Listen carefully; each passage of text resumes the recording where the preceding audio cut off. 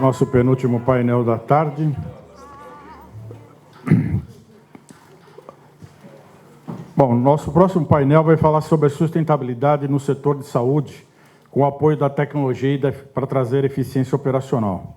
Então, para falar sobre esse tema, nós estamos com o Bruno Souza, que é diretor de Customer Facing e Operações Comerciais da Roche Pharma Brasil, a Eline Ferreira, que é diretora de RH e ESG na ePharma, o André de Guimarães, coordenador corporativo e projetos em saúde da Cogna Educação, e o Dr. Gabriel José Redondano de Oliveira, médico anestesiologista, diretor técnico médico do Hospital Vera Cruz, também diretor-presidente do Grupo Care Anestesia e também diretor de Qualidade e Segurança do SAESP. Muito obrigado pela participação de vocês.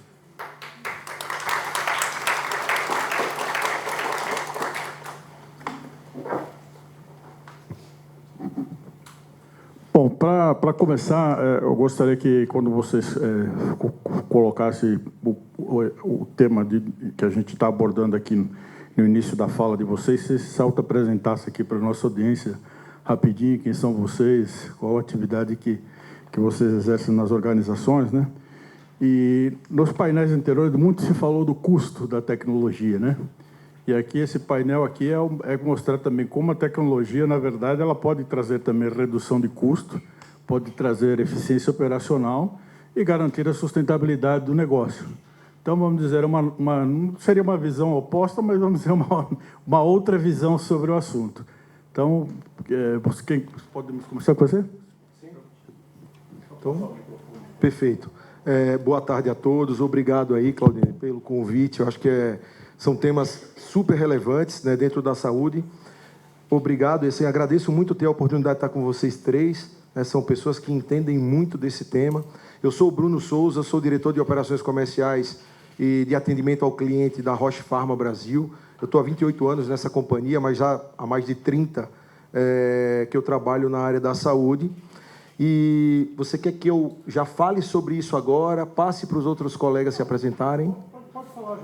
Então, vamos lá. Perfeito. Porque eu acho que esse ponto que você traz é super relevante. Eu acredito, nós acreditamos na empresa que eu trabalho, na Roche, que a tecnologia ela se torna sustentável quando a gente olha principalmente e foca no desperdício. Começa a olhar o desperdício como algo que vai impactar a assistência. Então, quando a gente olha para isso, a gente tem que pensar muito no ponto que você falou, que é a sustentabilidade por um outro olhar, por um olhar de cuidado operacional.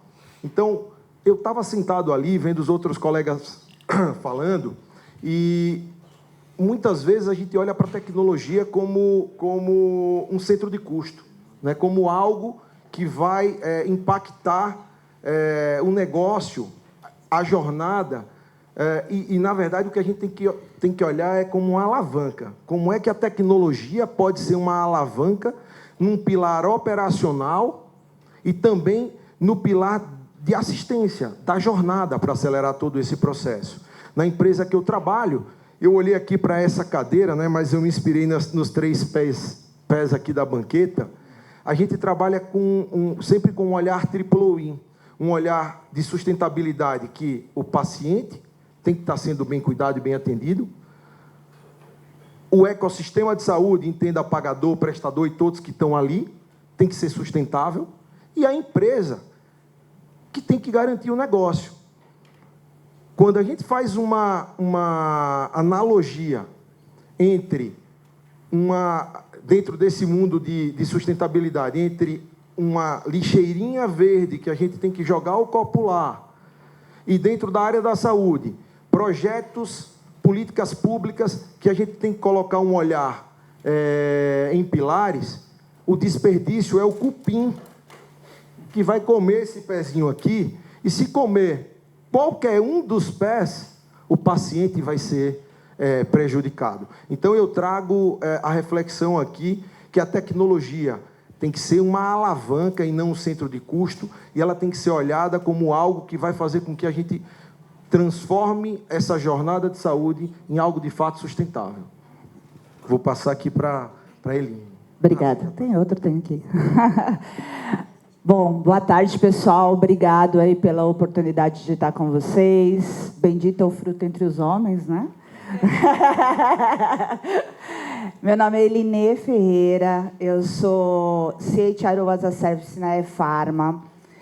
Venho de grandes companhias como diretora de RH, como IBM, como Kyndryl, como Tata. A grande maioria delas é focada na área de tecnologia. Então, com isso, eu sou um RH bem tecnológico, né? Fiz parte do primeiro time de People Analytics da IBM, lá há 10 anos atrás. Fiz parte do projeto de cognitivo, onde a gente começou a contar sobre inteligência artificial. Fui uma das ganhadoras desse projeto no mundo. Então, eu trago muito a tecnologia para o ambiente de RH. Mas eu não posso deixar de dizer que eu também sou líder de ESG. E quando você pensa em ESG, você pensa em sustentabilidade. E quando você pensa em sustentabilidade, a gente pode falar sobre várias coisas. Eu tenho ali a Bianca, que me ajuda todos os dias a conduzir essa área, mas a gente tem que falar sobre pessoas, porque a gente está falando sobre negócio, né? Então, a tecnologia... quando alguém começa a falar, o que você acha da tecnologia? Gente, já foi? A gente não está aqui mais discutindo se ela vai impactar ou não.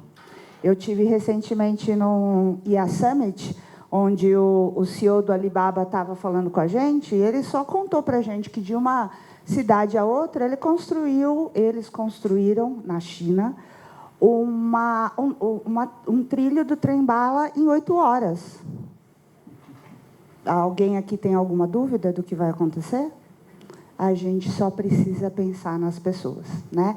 E aí, quando você fala de desperdício, a gente nunca para pensar sobre o desperdício do tempo do nosso colaborador, que é uma forma da gente olhar esse desperdício também. Então, tudo que a gente vai falar, tecnologia impulsiona, dá vazão, dá alavanca, mas se a pessoa não estiver pronta, dançamos, isso não vai acontecer e a gente não vai ter o valor. E se a gente não tem valor, o impacto, a gente não tem a sustentabilidade do negócio lá na frente. Na E-Pharma, a gente tem uma coisa chamada Nosso Jeito de Cuidar. E o Nosso Jeito de Cuidar, ele não é um programa de RH, ele é um programa de todo mundo, porque a E-Pharma, como centro único, ela cuida, né? Então, ela faz todo programas para cuidar de pessoas lá na ponta, tanto com indústria como com empresas. Então, o Nosso Jeito de Cuidar, ele traz o acolher, ele traz o olhar para ensinar.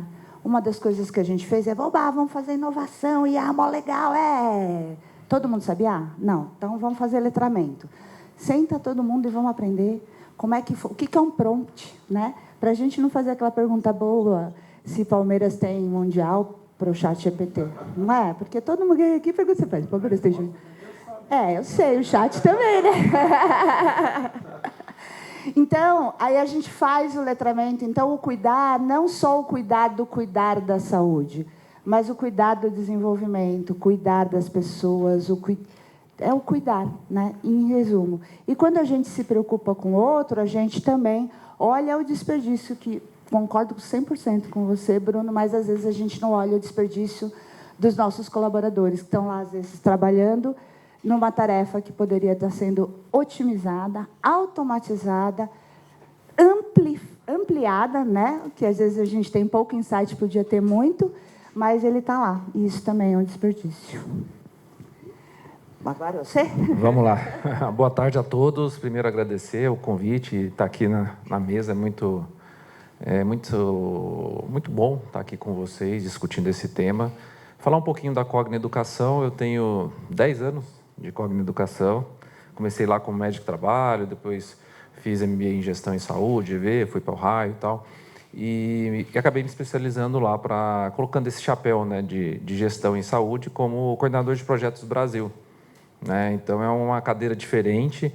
E o que a gente faz lá, né? A gente analisa projetos em saúde, é lógico que sempre com foco com o ROI, foi discutido bastante hoje sobre isso, né? e também em relação à sustentabilidade. E para a gente, eu gostaria de fazer uma provocação em relação à sustentabilidade e tecnologia, que é gerar valor com valor. Tá? Então, isso é básico ali nos livros, né?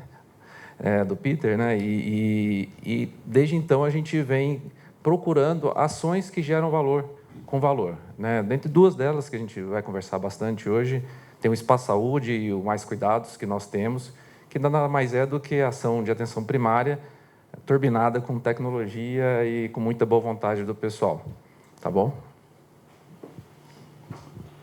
Boa tarde a todos. Agradeço o convite, é um prazer estar aqui, essa troca rica de experiências.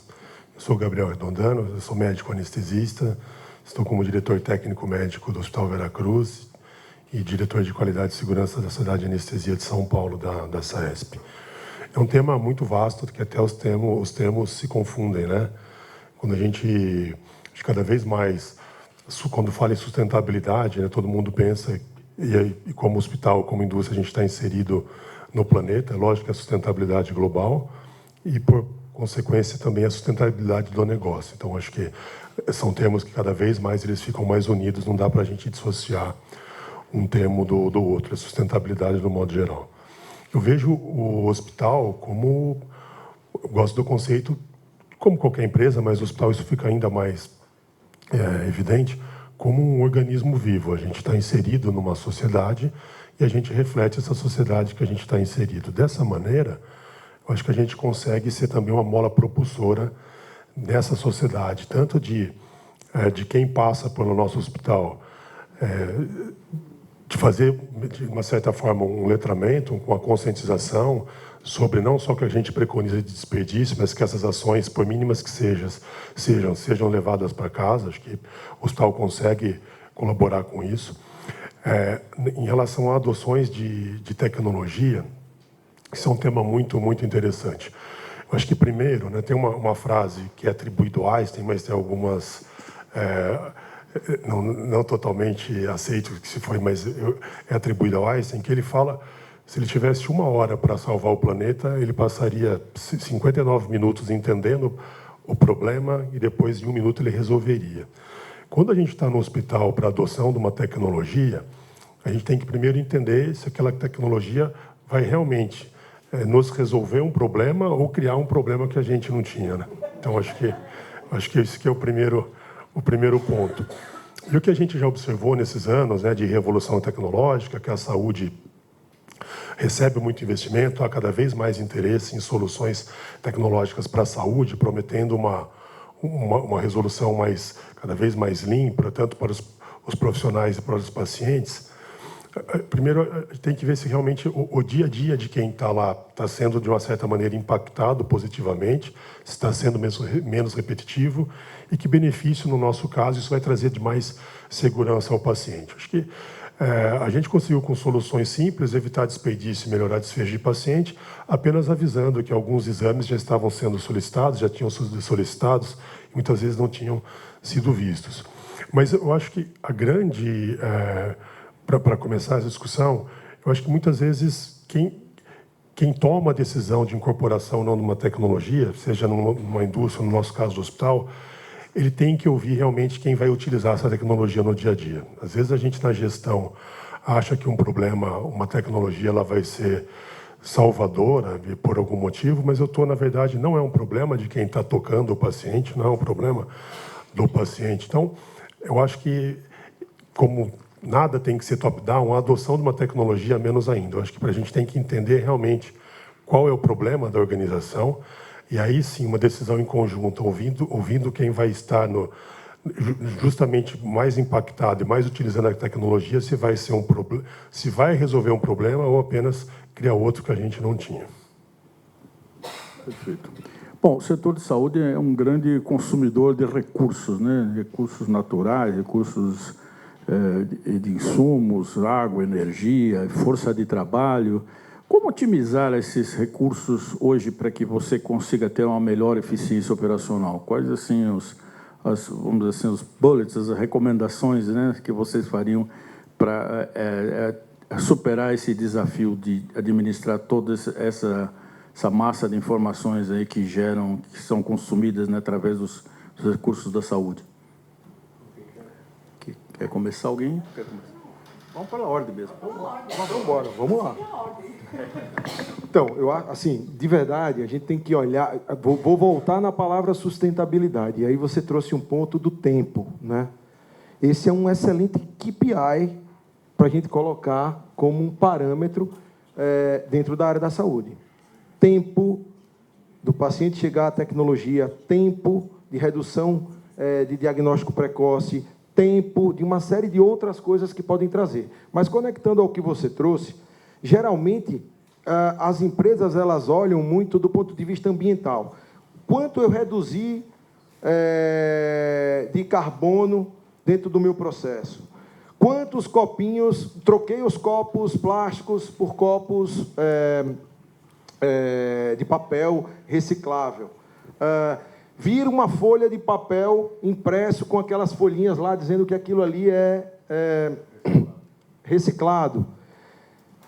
Eu acho que a gente tem que partir para um outro olhar, que é o olhar do cuidado. E aí vem a tecnologia. Como cuidar da jornada? Com dados, com o mesmo cuidado da assistência de um paciente. Como a gente transforma o que a energia que está sendo gerada dentro daquela fábrica ou daquele lugar em outras frentes que vai fazer com que haja uma retroalimentação do sistema. Vou dar um exemplo da Roche, né? A Roche, esse ano, completa 95 anos no Brasil. E aí eu tenho o prazer de estar 28 desses 95, 130 anos no mundo. É uma das maiores empresas de inovação do mundo, não é só na saúde, em todos os aspectos.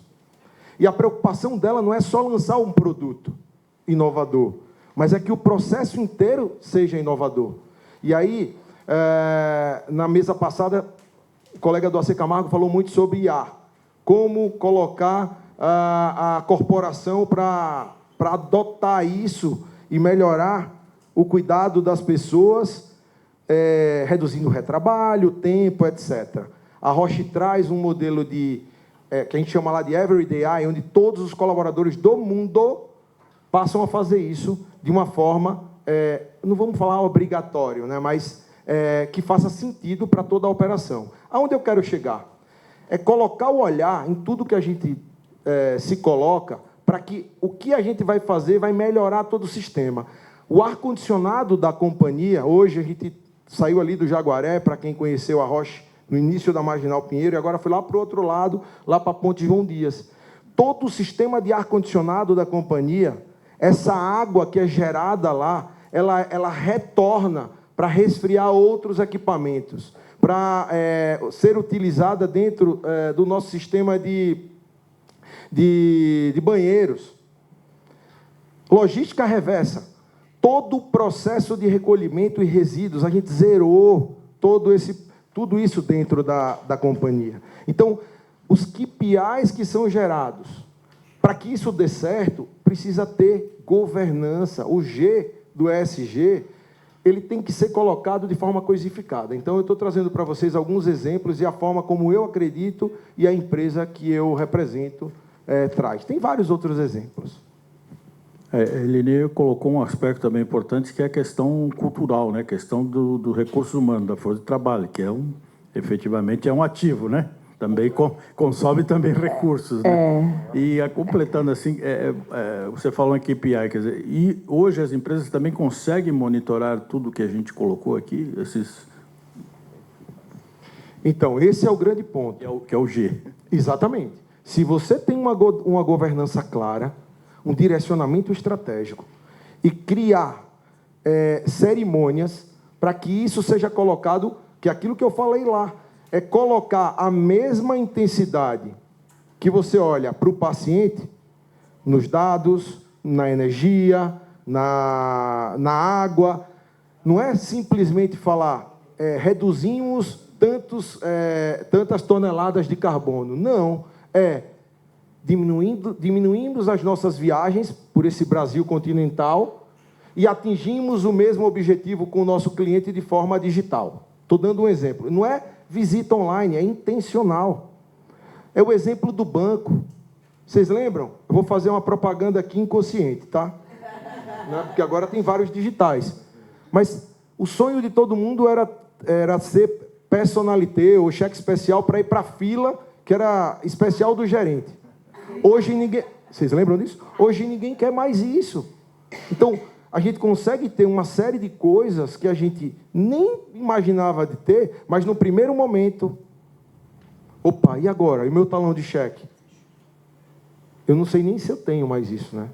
Então, assim, eu estou trazendo para vocês alguns exemplos, e dentro da saúde é a mesma coisa. Quem quer tudo, nada tem, mas se você cria uma governança com claridade e você acompanha aquilo, você tem a chance de colher rápido, errar rápido e corrigir rápido. Eu acho que, só fazendo uma observação, os bancos acho que é um dos maiores exemplos de eficiência operacional, né? A única coisa que eu reclamo é que eles não passaram essa economia para os clientes. Todo o lucro ficou com eles mesmos. Hoje nós trabalhamos para eles.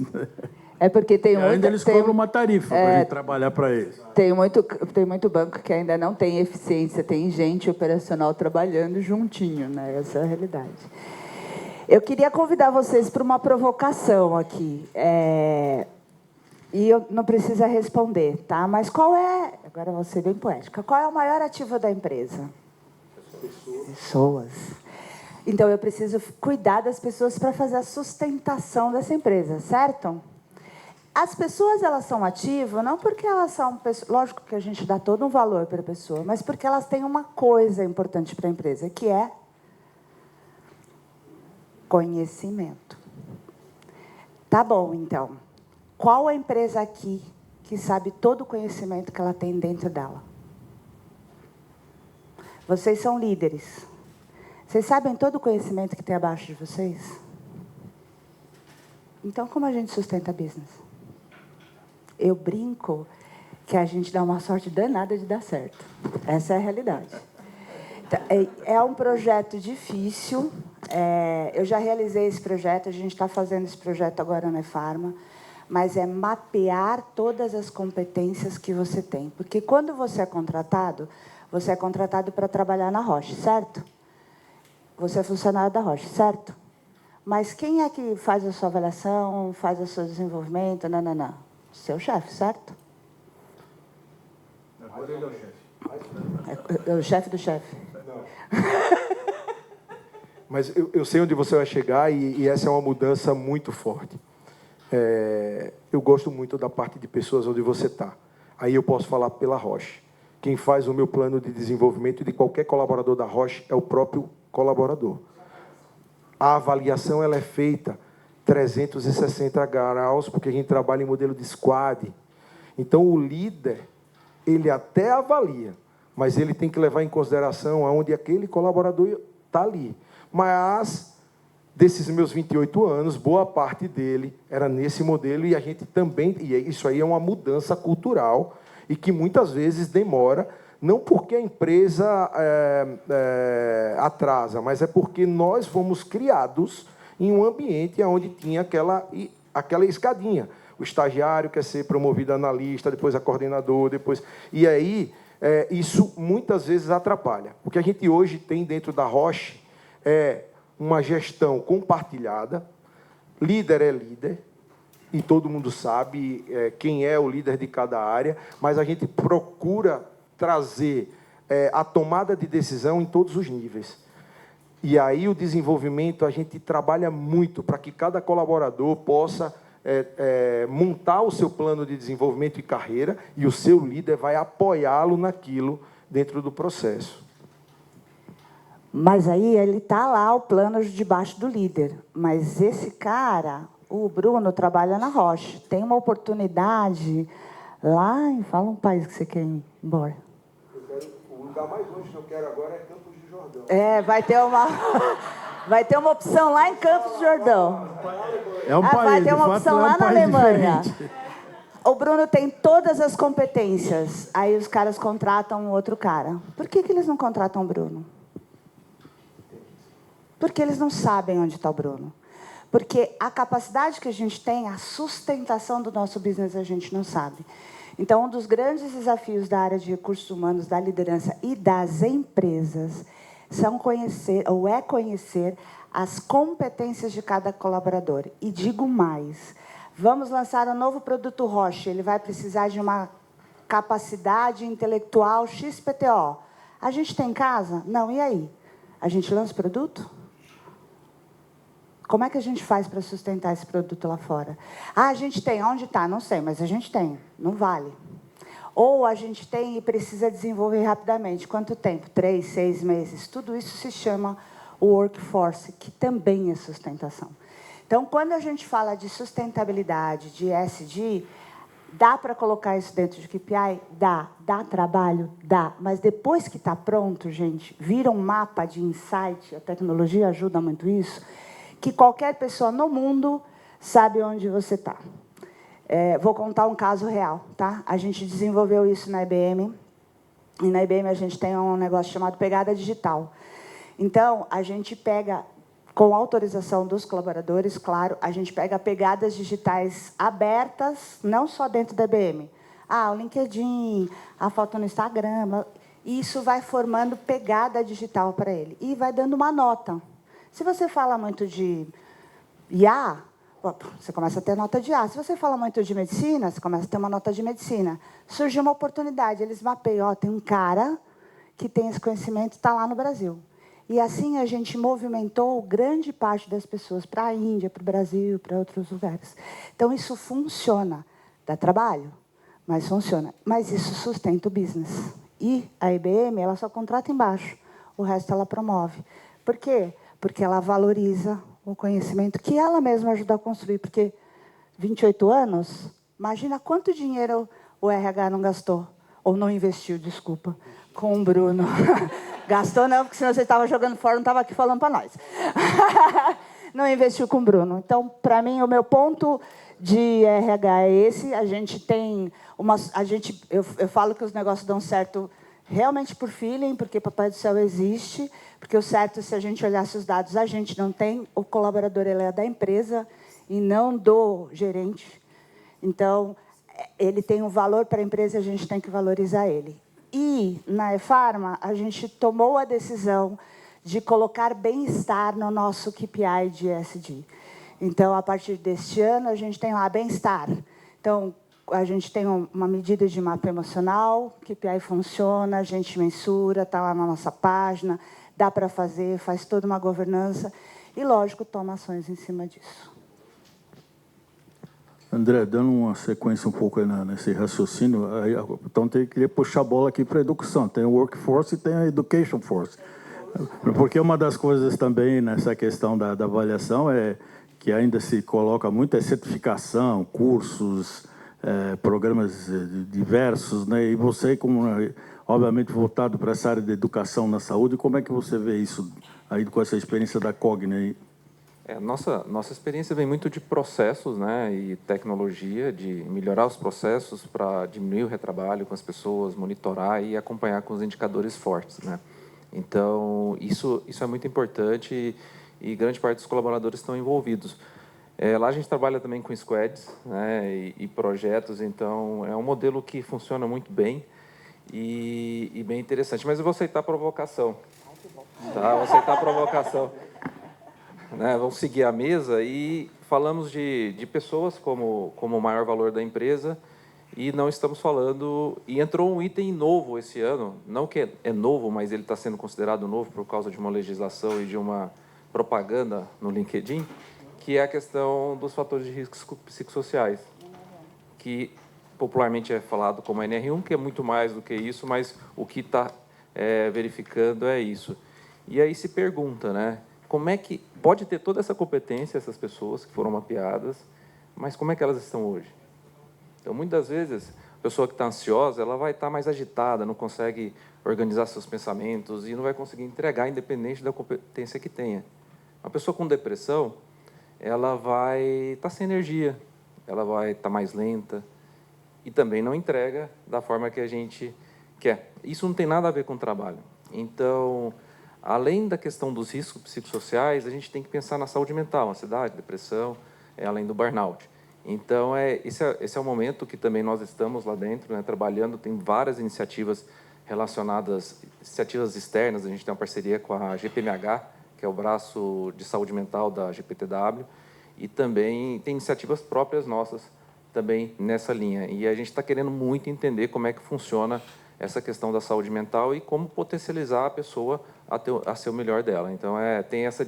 Queria devolver a provocação. Colocar uma provocação mais. E aí, trazer uma nova dimensão para você. Eu gosto muito de NR1. A gente, na EFARMA, a gente começou a NR1 em 2025, onde não era obrigatório.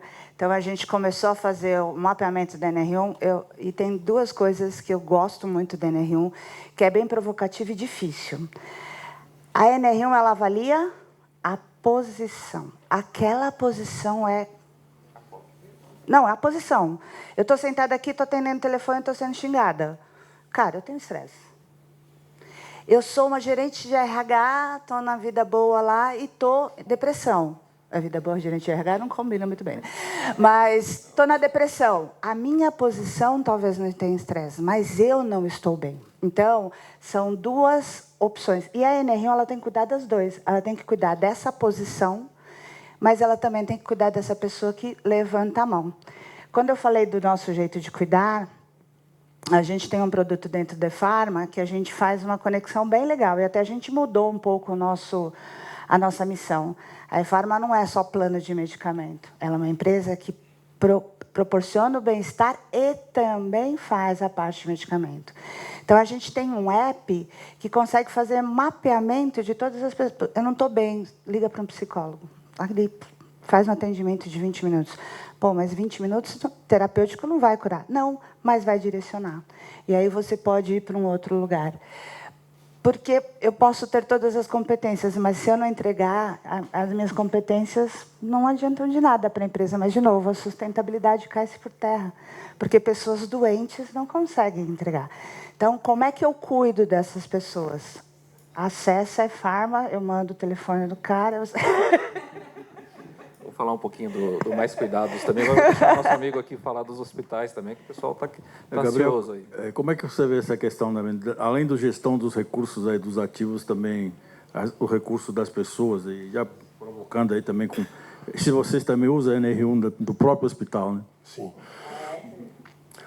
Isso é interessante, né? A NR1, ela se tornou obrigatória, mas a saúde sempre teve essa visão, né? A gente falou aqui de AAA, mas a gente já, até pelo próprio IHI, fala do quíntuplo AIM, né? Que o quarto e o quinto braço, né? O quinto é a equidade, mas o quarto é o cuidar de quem cuida. Então, esse que tem sido já há algum tempo o foco da área da saúde, o que ficou ainda mais evidente em épocas de pandemia, né? Onde todo mundo, de uma certa maneira, a sociedade também valorizou mais os profissionais, mas até mesmo, vamos dizer assim, trouxe essa visão para o hospital. Falou, a sociedade está valorizando, às vezes, o que não era sendo valorizado dentro do próprio setor. Então, precisou de uma pandemia para resgatar isso. Mas a saúde ela vem passando por alguns desafios. Sem dúvida, né? O maior ativo de qualquer empresa são as pessoas, né? Então, acho que é até triste a gente precisar ter uma norma para isso, deveria ser algo já implícito, mas a norma com certeza fortalece e aí aponta outros caminhos. A gente sofre na área da saúde, não é um fenômeno brasileiro, nem de hospital público, nem privado.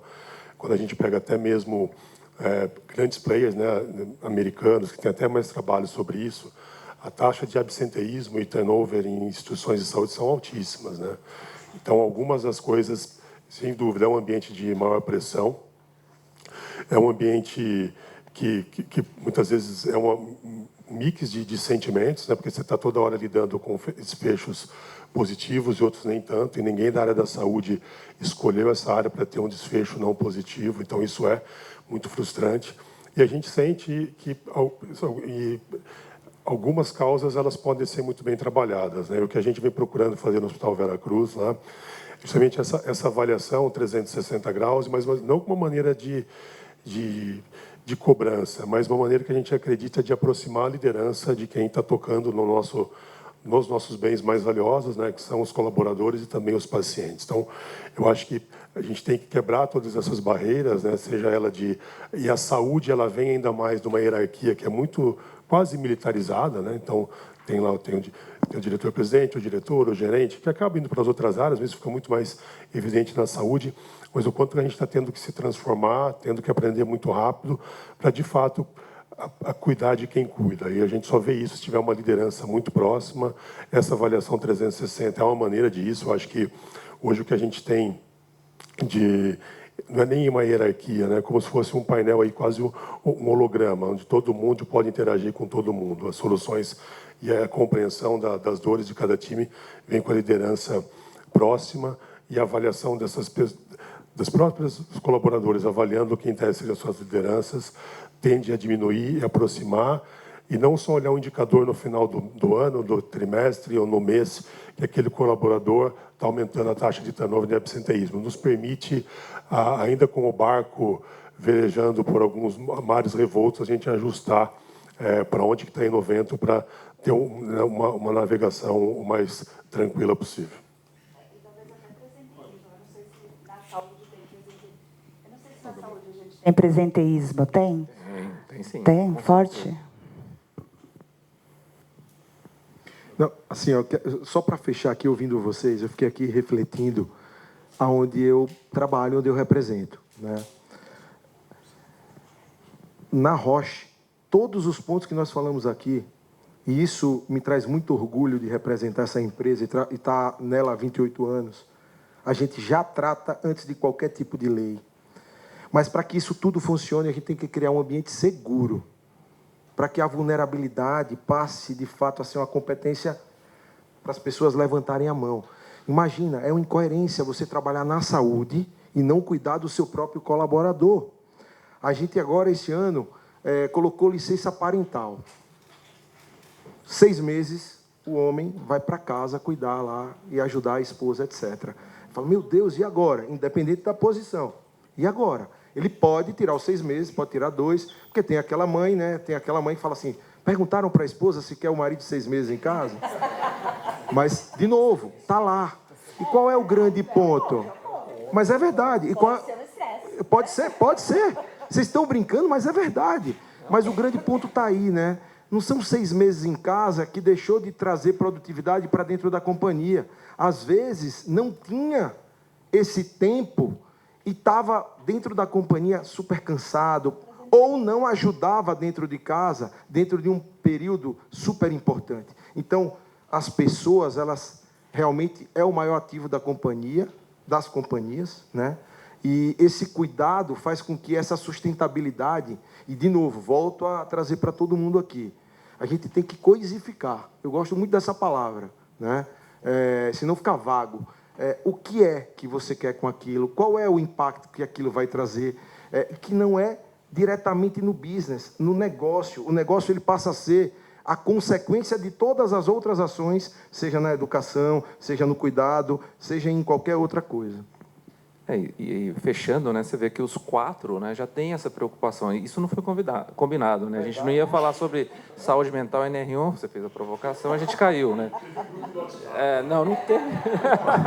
Bom, agora você tem que explicar aqui para a plateia qual é o segredo de convencer a liderança, porque, como vocês falaram, é um setor muito tradicional, que está acostumado a só ver aquela linha de corte de custo para ver qual é a linha embaixo lá, se vai dar vermelho ou azul. Como é que vocês interagem com a liderança para convencer que todos esses programas que vocês colocaram aqui como iniciativas da empresa, de fato, eles vão endossar e apostar, vamos dizer, de certa forma, né? Que acho que não é uma aposta, até do meu ponto de vista, uma obrigação, mas, enfim, como é que vocês interagem com a liderança para atingir esses objetivos? Então, eu faço parte da liderança, né? Então, eu faço parte da liderança. Fala no espelho. Exato. Falo comigo mesmo. De verdade, eu vou pegar sempre o ponto dela. Quando você tem um time que ele acorda e ele é feliz, ele acorda com um propósito claro, de forma intencional. E aí eu estou falando da área da saúde, tá? A gente pesquisa medicamento e o nosso grande sucesso é o paciente ter acesso às nossas tecnologias, seja no diagnóstico ou no tratamento final. é quando a gente consegue coisificar isso, mostrando que aquele tempo que a gente investiu nas capabilities acelerou a entrega de alguma coisa que fez com que o paciente chegasse mais rápido à tecnologia.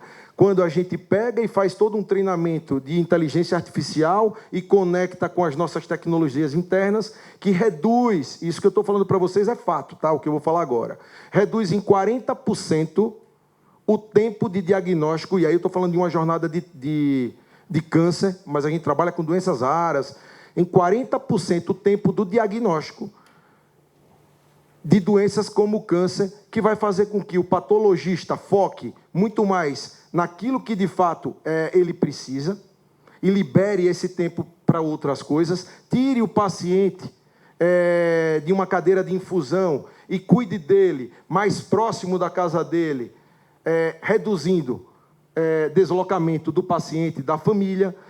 Tudo isso é uma cascata de valor tangível e intangível que lá no final, naquela última linha, vai se traduzir em negócio, vai se traduzir em medicamento sendo vendido, em novas plataformas de diagnóstico sendo implementada por esse Brasil afora. Então, a gente consegue traduzir isso quando a gente, vou reforçar, quando a gente tem governança clara e a gente transforma esses investimentos, seja ele em educação, em tecnologia como alavanca, em um negócio lá na frente que reflete um melhor resultado da empresa. E aí eu posso dizer para vocês, se você tem um bom clima, um ambiente seguro para você falar o que você sente e ser acolhido quando precisa, o resultado ele vai acontecer. Acho que só falta... A questão que ele falou do ambiente seguro é muito importante, porque, obviamente, as pessoas, às vezes, se retraem, quando tem algum problema, se retraem com medo de ser penalizado de alguma forma pela empresa ou pela chefia. Sim. A gente, enquanto RH, e a gente, enquanto pessoa, a gente, enquanto líder, a gente sempre olha para o colaborador como a empresa sendo cruel com ele, sabe? Eu sempre faço algumas provocações, não 100%, isso não é 100% realidade ou não, mas quanto do colaborador também vem doente, ele chega doente na empresa. E isso, às vezes, o ambiente não é ruim, mas ele sente aquilo como ruim, ele sente aquilo como agressor. A grande sacada de uma NR1 é você conseguir treinar os líderes para perceber: esse cara não está bem, vou aqui dar uma indicação e fazer um acompanhamento. Porque, às vezes, ele não está bem. E, voltando para a sua pergunta sobre como é que você convence os líderes, eu sou um RH um pouco diferente. Eu sou um RH que a minha primeira formação foi contabilidade. Então, e a minha segunda foi psicologia, ou seja, nada a ver com nada, uma coisa com outra, né? Vai para lá ou vai para lá. A pessoa não, nada decidida. Só que a contabilidade, ela me deu a seguinte base: quanto custa um processo de recrutamento e seleção? Quanto vocês acham? Um cargo de R$3.000, quanto custa?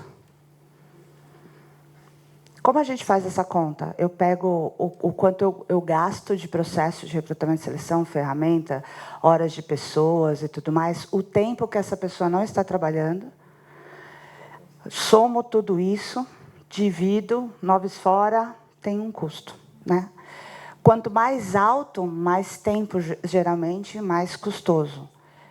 É mais fácil eu contratar uma pessoa que chega e, pasmem, isso também é projeto científico, demora-se de 6 meses a 1 ano para a pessoa engajar na sua cultura, ou eu promover uma pessoa internamente? Ah, é mais fácil promover. Tá bom. Se eu for contratar, o PMR dela, médio, o ponto médio de mercado do salário é R$5.000. Essa pessoa custa 2. Vamos dar 25%, 30% de aumento, ela vai ficar amarradona, ela ainda me custa menos. Isso tudo bate lá embaixo. Quanto é que custa eu não ter pessoas doentes? Quanto é que custa ter pessoas afastadas? Menos de 15 dias ou mais de 15 dias? Mais de 15 dias, né? Porque às vezes uma depressão, um burnout. Depende do cargo. Dá para você fazer várias contas em cima disso. Mas em média? Um absenteísmo vai depender da quantidade Pega de dias. sei lá, um analista, vai. Um analista, se for mais do que 15 dias, vai custar uns 5, 10 mil por mês. E isso, se não for um B91, se for um B91, um acidente do trabalho, é o código que o INSS dá, aí ele vai ser um imposto que vai inserir, vai ser cobrado em cima da folha de pagamento da empresa. Aí nós estamos falando na casa de milhões, dependendo da empresa. Então, o custo é muito mais alto. Então, assim, vamos pegar 5 mil. Vai pegar 5 mil, uma conta fácil. 5 mil. Gente, quanto custa o investimento em treinamento? Quanto custa o investimento em um bom plano de saúde? Quanto custa o investimento numa NR1? Quanto custa o investimento? Não bate 5 mil. Ah, mas aí você vai fazer para todo mundo. Mas aí ele disse, a gente pode pegar um ponto e isso estourar a boca do balão. Então, é assim que a gente convence ser liderança. Aqui você tem risco. Esse risco é alto. Isso aqui vai te dar uma conta. Pode não ser agora, pode não ser amanhã, mas a hora que ela chegar, amigo, te arrebenta, esquece, quebrou o business. Esse é o meu dia a dia, né? Então, como convencer? Essa pergunta parece que foi feita para mim. Porque eu estou do lado de cá, né? Ele é o homem que tem a grana e eu estou do lado de cá. Ele é o cara que ele precisa ser convencido. Então, eu estou acostumado a conversar, né, com o time ali da Cogna, de finanças até. Muitas vezes a gente tem reuniões com a VP de finanças, até tem com benefícios, com gente, pessoas, mas muitas vezes a gente senta com o time de finanças e de auditoria também para conversar. E aí, o que a gente tem que fazer para fazer tudo isso que ela falou? Vamos desengravidar a palavra, né? Tem que coisificar. Tá? Então, você tem que pegar tudo que foi dito aqui e gerar em números, mas números práticos. Quanto mais simples, melhor para uma pessoa de finanças avaliar. Quanto mais complexo você começar... Primeiro que quando você chega para conversar com uma... Vou dar um guia aqui passo a passo, tá, pessoal? De experiência, como conversar com a liderança. Nós estamos falando de liderança alta, né? Então, ele não tem muito tempo para conversar com você. Tá? Logo, você vai ter 2 slides ali, no máximo, se você tiver sorte, e se for um dia bom. É verdade ou não é? Então, quanto mais simples a conta, melhor. Então, aquela conta de padaria ali, olha, de troca de valor, é interessante sim. Então, muitas das vezes, eu entro com um slide ali simples, né, deixo preparado toda uma metodologia aqui para chegar naquele slide. Passamos, se não, semestres para chegar ali, mas eu chego com um slide ali pronto, porque se a pessoa não tiver tempo, eu apresento para ela aquilo lá. E a troca de valores. Olha, o médico lá fora custa tanto, e aí você tem que ter algum trunfo na manga, não tem jeito. Então, quando a gente começou com o Espaço Saúde, qual que era o meu trunfo? O que eu tinha ali de carta para jogar? O absenteísmo. Então, eu fiz um cálculo de absenteísmo da empresa, e o cálculo, por exemplo, do absenteísmo, por isso que você perguntou quanto que custa, eu falei, depende. Porque a gente tem um cálculo pessoa por pessoa na empresa. Então, a pessoa sai, eu tenho um sistema que faz a média ali e já verifica quanto que custa aquele absenteísmo. E eu tenho esse valor por níveis. Então, por exemplo, o assistente ele vai custar tanto, o analista tanto, o coordenador tanto. Já o dele aqui é muito caro. Não, aí já paga o médico o mês inteiro, pessoal, fica tranquilo. Não, brincadeiras à parte, mas é verdade, tá? Então, a gente tem essa análise e a gente faz essa conta. Então, um médico, quanto que custa ele fora? Quanto que custa o médico da família aqui dentro? Quanto que custa a consulta? E a gente faz isso por consulta e tem um painel. Tá? Então, é um modelo matemático mais complicado, mas gera uma conta simples. Quanto que entrou, quanto que saiu, quanto que foi investido. Ah, mas e a sinistralidade? A sinistralidade vai cair porque essa pessoa vai deixar de usar a operadora de saúde, vai usar de forma consciente o hospital e tudo mais? Vai cair, mas você não tem esse valor agora. Não adianta você entrar com esse valor. Agora vamos falar do Mais Cuidados, que é o programa de psicologia que a gente tem. É um programa super interessante, da própria Cogna, que forma grande parte dos psicólogos hoje no Brasil. A Cogna tem a Anhanguera, tem outras faculdades que formam. E aí o que fez? Tem um monte de psicólogo entrando, né, no mercado. O que a gente vai fazer? Tem clínicas que estão sendo montadas nas faculdades para o egresso da faculdade, a psicóloga, sair e poder atender. E isso com curadoria, isso com cuidado. Ah, não, mas um produto de mercado é muito melhor. Será? Será que a gente tem curadoria? Será que não é psicoterapeuta que está te atendendo no produto de mercado? São questionamentos. Ali eu tenho certeza de quem está atendendo, ele foi acompanhado, são alunos que foram avaliados e foram escolhidos a dedo para ser formados e estão atendendo, com um custo muito menor do que do mercado e da operadora de saúde. Então, tem uma troca de valor aqui. Então, eu tenho o valor que custa lá fora, o valor que custa dentro do Mais Cuidados, e aí eu tenho um orçamento para gastar ao longo do ano. Com isso, a gente instituiu um programa, né, de psicologia, né, o time da Carol que fez, né, com essa provocação nossa, mas que empresa hoje fez um time de psicologia próprio para atender os próprios colaboradores, né? A gente tem orgulho de falar isso. Mas como é que a gente conseguiu isso? Trocando valores. E aí é onde entra a tecnologia, onde entra a sustentabilidade. Vocês lembram que eu falei que valor gera valor? Então, nós não estamos falando mais do médico da família que fica na Paulista. Nós estamos falando do Dr. Moisés. Todo mundo conhece o Dr. Moisés na Paulista. Todo mundo quer passar com o Dr. Moisés na Paulista. A agenda dele está lotada. Agora temos que ter a doutora Elusa. E assim a gente vai aumentando. Tá? Entramos com o ginecologista. Não conseguimos tirar mais no Outubro Rosa. E um custo muito bom. O especialista vale a pena você investir, porque a troca de custo é muito alta. O psiquiatra também, é sucesso total. Aí, tentamos urologista. O que aconteceu? As mulheres foram, os homens não foram, tivemos que tirar. Aí chegou um momento... posso continuar? Tem tempo? É rapidinho. Tem mais 5 minutos. Tá.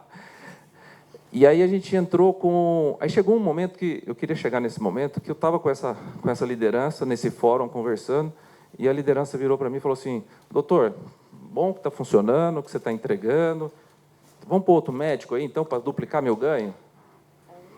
Que ele viu a oportunidade. Eu falei, não funciona assim. Eu não sei se eu tenho capacidade para colocar outro médico da família, por exemplo. Hoje eu sei que eu tenho, e a gente está colocando. Mas naquele momento eu não tinha. Aí, outro momento, ele chegou para mim e falou assim, quero fazer meu óculos aqui na empresa, doutor. Traz o oftalmologista aqui, vamos fazer um teste com o oftalmologista. Será que vale a pena? Porque a pessoa está convencida e ela viu o resultado. E depois tem ganhos secundários. A sinistralidade baixou. Então, a cidade da Bradesco nossa é abaixo do break-even. Né? São poucas empresas assim que têm a sinistralidade abaixo do break-even. Dá para contar no dedo. Então, eles veem resultado nisso. Aí eu falei, não, oftalmo eu não vou fazer porque eu já fui oftalmo, eu tenho isso na minha formação também, e tem a questão da clínica, tem um negócio meio... Eu falei, não, isso não vai dar certo. Ele falou, doutor, se eu não fizer, vou pedir para fazer. Eu falei, não, então eu faço. Se for pedir para outra pessoa, eu faço. A gente fez, foi um sucesso. A gente faz 3 vezes por ano campanhas de oftalmo, mas com empresas, com hospitais, que a gente leva lá, não tem clínica, não tem ótica envolvida, não tem nada disso, e a gente lança num dia, no outro dia acabou as vagas. Então a gente está aumentando para 3 vezes no ano e é um sucesso. E custo? Para minha surpresa, o custo de trazer o oftalmo dentro da empresa é muito melhor do que o custo lá fora, porque ele vai na clínica e às vezes acaba tendo outros exames associados à consulta. Ali dentro da empresa é o custo que eu negociei com a clínica de oftalmo. E para a clínica de oftalmo também é bom, porque ela garante aquele atendimento, ela garante aquele recurso. Então, foi outro sucesso. E aí, agora, a gente está estudando uma coisa que não é nem medicina mais. Aí ele falou, não, agora vamos pensar em odontologia. Eu falei, não. Então, já mudou. Assim, o que eu quero chegar é que as reuniões agora são diferentes. As reuniões não, eu quero isso, será que dá? Aí tá, agora vamos tentar fazer acontecer, né? Gabriel, o senhor vai finalizar aqui o nosso painel, está dando o fechamento de ouro aí, como é que acho que até... as coisas lá no Veracruz? Legal, acho que até voltando, né, nessa última pergunta que você fez sobre o ambiente seguro, sobre o acolhimento, enquanto liderança, o que eu tento disseminar é um conceito que eu acho que é a base de quase tudo, ou de muita coisa, né? Até quem está no meu dia a dia aqui, o Dr. Romualdo, o Dr. Roberto, que trabalham comigo, que é o conceito de segurança psicológica, né? Acho que tem uma autora que fala muito disso, até ela vai estar no Brasil agora, que é a Amy Edmondson, que ela fala o jeito certo de errar. Eu acho que as instituições elas têm que ser cada vez mais instituições sem medo, né? Sem medo de qualquer um possa falar com qualquer um, que no final do dia todo mundo quer ali, no caso do hospital, é um desfecho o mais positivo para o paciente. E muitas vezes até eu como anestesista, eu deixei de eventualmente cometer um evento adverso porque a circulante da sala alertou que aquele medicamento que eu achei que tivesse diluído era um e era outro. Então, se eu não tenho esse ambiente seguro para que outras pessoas possam alertar, né, possam ajudar e elas se sintam encorajadas a darem sua opinião, estou falando assistência, mas isso é tudo, né? O quanto que eu consigo diminuir de eventos adversos e engajamento desses profissionais. No livro, né, esse jeito certo de ar, tem eventos assim maravilhosos, onde mesmo empresas com altíssimas tecnologias, sem problemas com investimento, no caso a NASA, teve erros em lançamento de foguete porque o engenheiro júnior ele não se sentia de nenhuma maneira capacitado ou habilitado, ou encorajado a falar com o engenheiro de nível mais alto. Em contrapartida, a Toyota já produzia os carros mais seguros do mundo na época, porque todos ali estavam convidados a dar sugestões de melhorias. Então, eu gostaria de deixar, sei que a Flávia está aqui do Einstein também, que é um hospital que preconiza isso, né, pela própria formação, pela própria cultura, onde todos são convidados, né, a questionarem todos a segurança psicológica. A gente tem que criar instituições onde ninguém possa se sentir com medo de retaliação, com medo de dar uma opinião, seja num evento, seja num atendimento, seja na ajudar uma solução, seja na aquisição de uma nova tecnologia. Não pode se sentir, de alguma maneira, pressionados ou, de alguma maneira, amedrontados por não dar sua opinião. Então, acho que essa é a mensagem que eu gostaria de deixar. E muito obrigado pelo convite. Bom, gostaria de dar uma salva de palmas.